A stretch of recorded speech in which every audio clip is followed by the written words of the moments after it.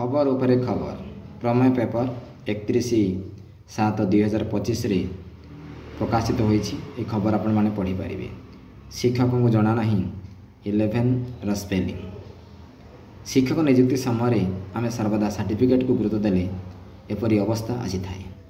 यह गोटे नुहे अनेक दिन पूर्व अनेक मास पूर्व अनेक वर्ष पूर्व अनेक खबर एपरी प्रसारण होईछि।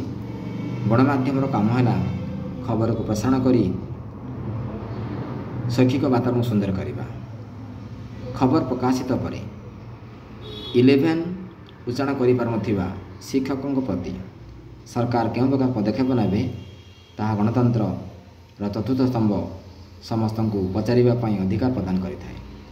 स्पेलिंग गणमाध्यम करेक्शन करि परिबो नाही, शिक्षक करेक्शन करिवो।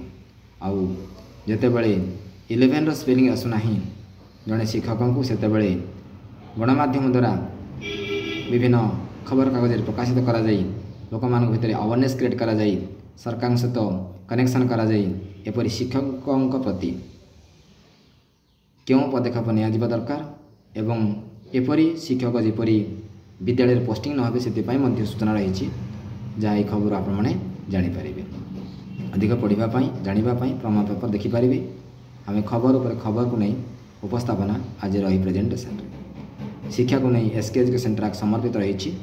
कारण एसके एजुकेशन जानीपारी बुझीपारी चिंतन करी शिक्षा बिना सबकि अधूरा ही रही जाए।